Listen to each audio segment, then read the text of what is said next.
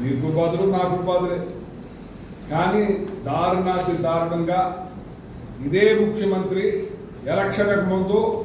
నాణ్యమైన కరెంట్ ఇస్తాను, మేలైన కరెంట్ ఇస్తాను, అవసరమైతే తగ్గిస్తాను, రేటు మాత్రం పెంచనన్న వ్యక్తి దారుణాతి దారుణంగా 4 రెట్లు ఎక్కువ పెంచి ఇవాళ ప్రజలను నడ్డిరిసి, అంటే సంపద సృష్టిస్తానంటే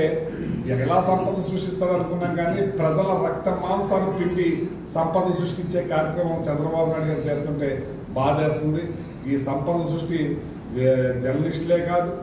రైతులే కాదు, కార్మికులే కాదు, కర్షకులే కాదు, అంగన్వాడీ వాళ్ళే కాదు,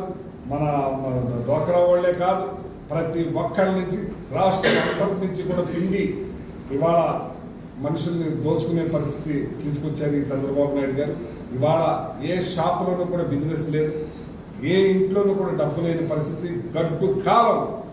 కరువు కాలం వచ్చే పరిస్థితికి తీసుకొచ్చిన ఈ చంద్రబాబు నాయుడు గారు మరి ఎప్పుడైనా సరే ప్రజలకి నువ్వు ఇస్తానన్న వాగ్దానాలు నెరవేర్చాలని చెప్పి మరి ఏ కంట్రీలో అయినా సరే